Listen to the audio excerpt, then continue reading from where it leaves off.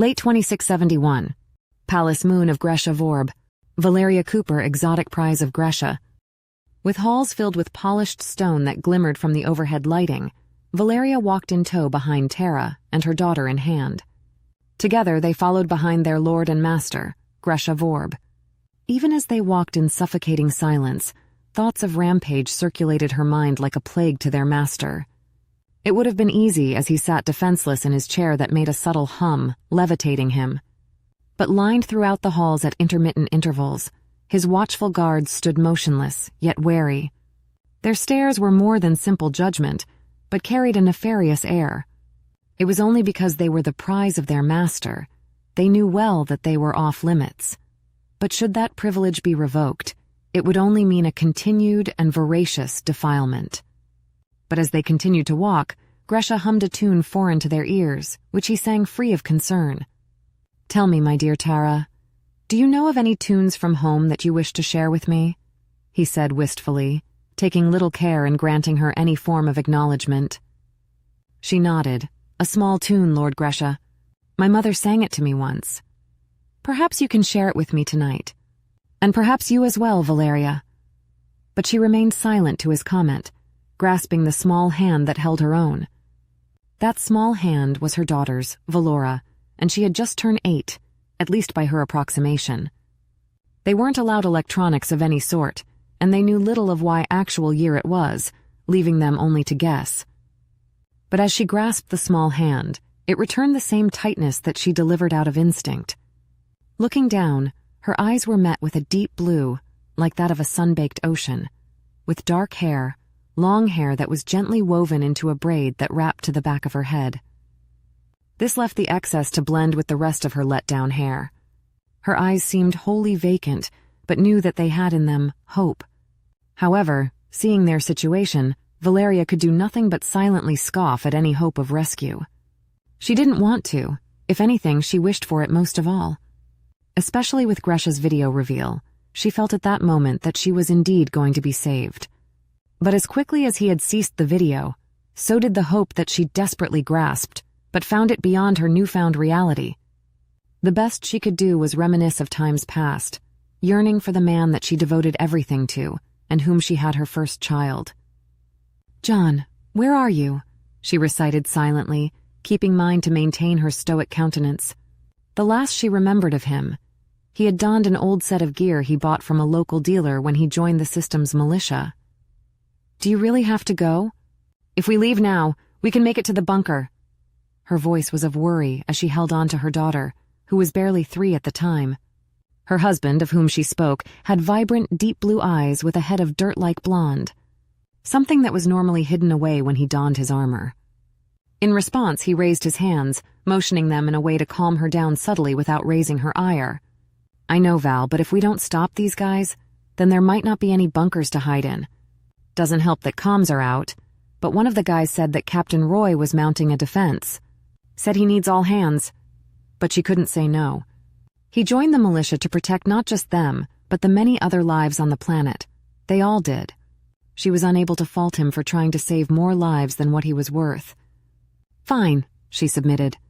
"We'll head to the local bunker, but—" She grabbed him by his uniform's collar and pulled him close before he had time to put on his balaclava and helmet.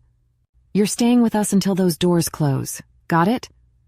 He gave a wry laugh as he held his hands up in surrender.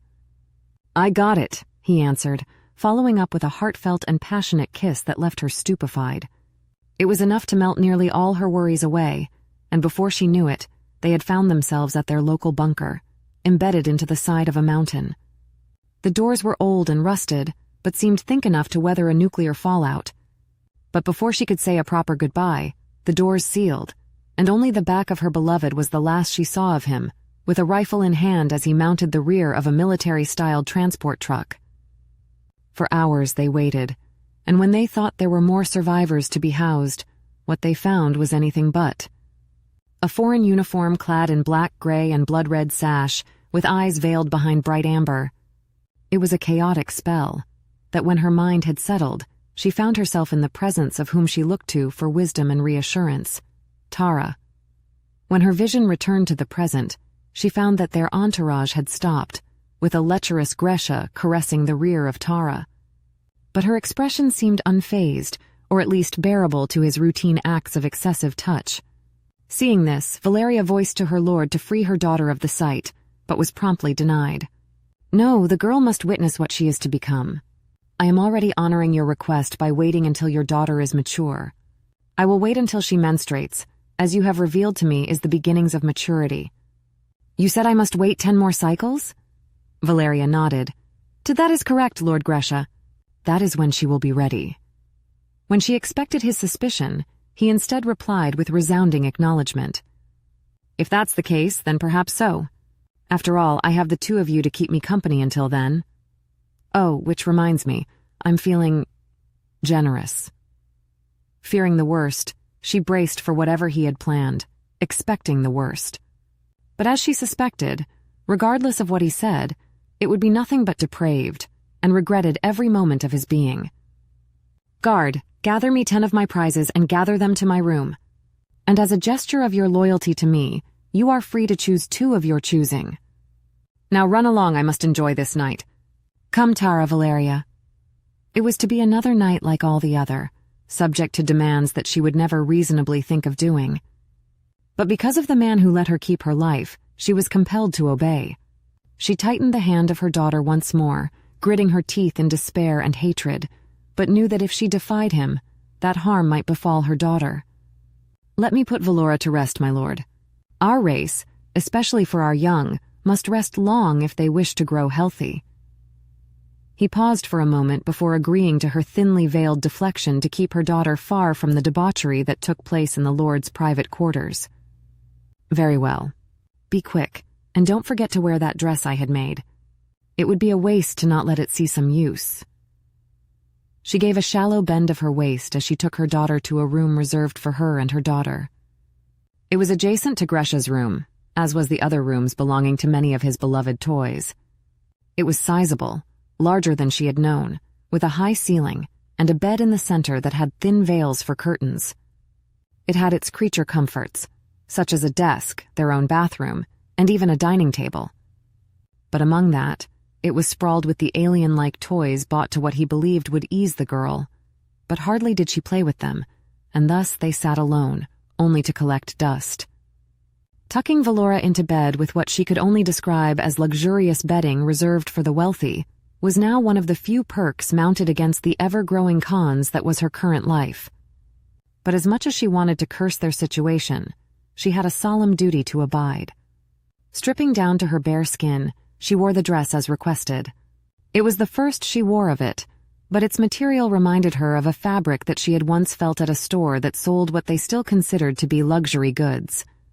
It was smooth and soft, glimmering against the dim lights, as it caressed her skin beneath. Before she left to the room that grew louder with the moans of others, her daughter spoke with a cracked voice, yearning for a change of fate, but still knew that none would come. "Mommy, are we stuck here? I want to see Dad." Tears began to form in her eyes as her heart weighed heavy to the silent cries of her daughter. She wished to see life beyond their prison, but with how long it took them to get here, feared that they would be stuck for the rest of their days, or until their beauty waned. Then they were thrown to the dregs of Gresha's guards. But she could do little to free the worries of her daughter and herself. "One day, sweetie. One day," she said softly as calls for her presence rang out through the short hall. Gresha called for her, and in his palace his voice was law. She had no choice but to obey. Forsaken to the whims of the powerful, Valeria was stricken by unsurmountable grief and despair. But even within the depths of the dark underworld, she held hope. Hope that the crimes of her enemies would not go unpunished. It was unknown to her, but she felt as if the universe had listened when a swell of spirit rose within her.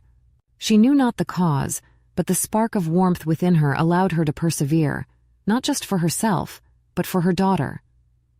And as she reluctantly carried out her duties with masked disdain, the surrounding galaxy persisted, with the chosen few bent on their return, brought on by righteous fury. Cella System, Artrace Superstation, Military Tactical Conference Room, Bravo. "What are we looking at, ma'am?" inquired an individual with blackened armor, and a painted visage of his skeleton upon his gauntlets and greaves. He didn't wear the standard infiltration armor dictated by their director of the program, instead opting for a newly issued chest carrier with a reinforced chest plate, reminiscent of his previous armor set worn by the raiders. On his chest, just below his neck, the name country was printed in faded white. To his response, Sandra Rain spoke frankly, as it was only the two surrounding the holographic display table situated at the center of the bridge. Another deep space recon, but information came through from our decryption. Justinius, if you would. As she spoke, the appearance of an ancient man adorned in relics of armor and clothing was presented, and a hearty "I am here" was announced. "Ah, if it isn't our new member." "A pleasure, fine warrior," Country replied with a silent nod, urging the artificial intelligence to continue. "Oh, as Field Director Rain mentioned, we decrypted all the data transmitted through the numerous ships gathered by Alpha Team. From it, we were able to isolate some systems that have suspicious activity. What we suggest it might be this system here." The image above the table shifted instantly, and a large collection of asteroids was presented, with a small collection of dots going to and from, the latest being a ship colored in red, having visited there not too long ago. From our guest, we were able to identify this ship. It's new, as its signature is vastly different from what we have archived pertaining to known Union and Celian ships. We suspect this to be a ship belonging to an enemy expeditionary response fleet, either hunting for us or our friends beyond the Arm.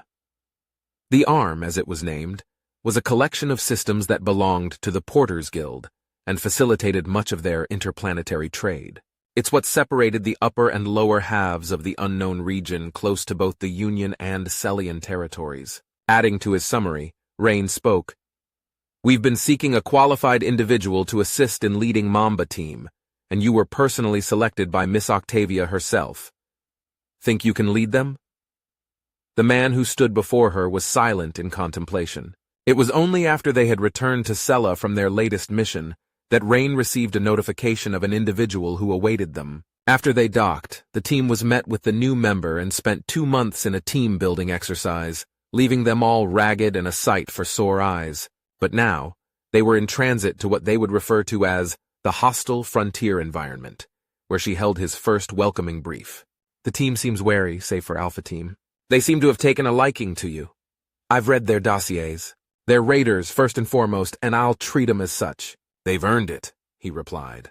"Try not to show favorites, all right?" she said, motioning the topic to their original discussion. "But we've deduced a likely target, Grellis Brine, apparently a well-known trader in all goods exotic and rare. Our best lead." "Lead to what?" She gave a solemn sigh as she lowered her head respecting recent events. "From the invasion 5 years ago, a Celian general by the name of Torlak Telesk ordered the enslavement of the Dima and Draxis colonies. We don't have a total, but missing persons data is in the millions. Whoever they used, they have the capacity to move millions of people in just a few weeks, if not days. So I've heard. Wasn't it 7th Fleet who routed the enemy with a battalion of the 4th Raiders? It should have been a breeze if they were on the front," he replied, to which she acknowledged with a nod. "The 4th Battalion is formidable, especially with the accolades mounted by Raptor Company's commander, Captain O'Brien. He basically won the war for us early, but those taken were long gone by then." "Oh? O'Brien?" Country sounded inquisitively. "You know him?" she then asked, raising an eyebrow, curious to his answer. "I've been on a few ops with him when he was just a lance. I was even at his promotion to LT. Back in the day, the man is smart and deadly." "Deadlier than 3rd Battalion?" she said with a smirk, expecting some form of a rebuke, but instead he replied with a tone of acknowledgement. "We've been asking for his transfer, but it's been refused. I've seen his work, and the 3rd would give up some of its more veteran members to make room for him. To think the kid made Captain... Is it that rare to get a field promotion?" she questioned, relaxing her posture as they conversed. Country shrugged. If anyone else was in his shoes during an op that went sideways like his did, they would have shot themselves before they even thought of continuing to fight. If not for him during the MPR, the Raiders would be nothing more a branch of the Marines, he said, causing him to shudder at the notion. He's what we call a model Raider. But enough with the recap. When do we mobilize? In about 72 hours. Justinius is triangulating an expected route and possible location. But we won't deploy until we have proper authorization from higher. Country scoffed at the need for mission execution authorities. This is why I ride with the raiders. We're not bound by the rules of engagement, unlike our cousins. It's our rules that let us keep our funding and continued existence, Sergeant. Rules are what get good raiders killed, especially rules that inhibit us from doing our job that no one sane enough would want to do. But don't worry, I'll play, for now, he said, lifting off from the table's edge as he departed towards the exit. However, before he could leave, Rain called out to him before letting him leave completely. "What are you about to do?" "Me?" he said innocently. "I'm just going to get the team ready in time for some recon," he said, leaving Rain in the silent company of her crew. As she continued to study the newly acquired information, her heart began to race at the sight of their new mission, which would take them even deeper into enemy territory. It was only low-ranking individuals that they mostly targeted, with the occasional high-ranking official taken completely by impulse, since the opportunity presented itself. But even she wasn't sure how it came about, only that Mamba Team needed delivery of the ship's missiles. She laughed to herself of the missions they undertook simply because it was easy or accidental, but because of it, they had now found themselves a solid lead to the mission colonists. As she steeled her resolve for the mission ahead, she spoke once more to her artificial companion. "Justinius, coordinate and establish an encrypted direct slipspace link to the Raptor Team AEU. May I know for what purpose, my liege?" She lowered her head with eyes narrowed on the visualization that presented itself to her. A string of systems that separated the upper and lower regions of the wild regions. With a tone of a hungered beast, she replied, "For a raid."